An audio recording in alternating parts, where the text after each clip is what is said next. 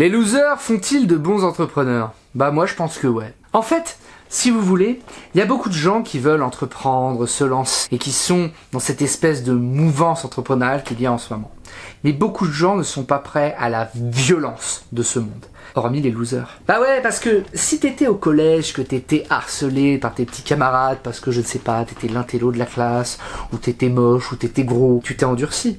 Au lycée aussi. En fait, ces gens, ils t'offrent un cadeau. C'est que t'es un loser. Et pour t'élever, t'as qu'un seul moyen, c'est réussir ta putain de vie. Et du coup, quand tu vas vouloir monter quelque chose, tu vas être comme un putain d'énorme staff américain. Tu vas mordre dedans et tu vas jamais lâcher. Et c'est pour ça que généralement, les gens qui ont une histoire et qui ont un bon storytelling, eh ben, ils font de bons entrepreneurs. Mais pour avoir une histoire, il faut avoir vécu quelque chose. Et parfois, à 15 ans, c'est difficile, tu vois, à part dire que t'as pas eu de frites le vendredi à la cantine, t'es pas vraiment arrivé grand chose. Sauf si de base, t'es un loser. Eh bah oui, parce que les losers, il leur arrive toujours plein de trucs. Les meufs veulent pas d'eux, leurs potes se foutent de leur gueule, d'ailleurs c'est même pas vraiment leurs potes.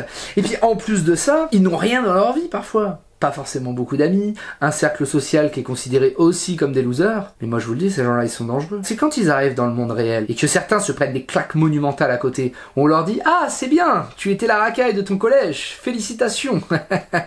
Tu vas être un putain d'esclave toute ta vie, tu pourras rien y faire. Parce que 1, t'es con, 2, t'as été méchant, t'as pas bien fait tes études et t'avais que ça comme branche auquel te raccrocher parce que de base t'es un imbécile.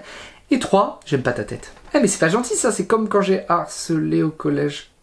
Et voilà, bienvenue dans la vie d'esclave. Alors que le mec à côté qui était un loser, lui il a essayé de s'élever, il a bossé sur lui. Alors il est peut-être allé à la salle, il a peut-être essayé de monter des choses, il a peut-être essayé d'affirmer ses propres idées, déjà à lui-même. Parce que bah, les autres de toute façon ils s'en foutent, c'est un loser. Et ce mec-là, en travaillant sur lui, eh ben il a dépassé tout le monde. Et quand il arrive dans la vie active et qu'il veut signer un contrat, quand il crée sa première boîte, il veut se faire signer un contrat, il arrive, bonjour, le mec lui dit non. Et il se dit, bah c'est pas grave, je vais aller voir quelqu'un d'autre. Parce qu'il est endurci, parce qu'il a déjà cette habitude du rejet. Alors que si toute ta vie t'as été le bon petit caïd qui plaisait aux meufs au collège, tant mieux pour toi. Mais dans la vie, ça fait mal, hein.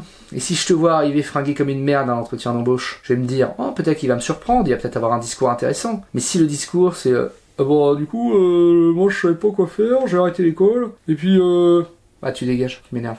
Et oui, parce que le pouvoir change de main. Et bizarrement, si on compare des grands PDG aujourd'hui, des grands créateurs d'entreprises, beaucoup étaient un peu des marginaux, vous voyez. Mark Zuckerberg, je suis pas sûr que c'était le mec ultra sociable, etc.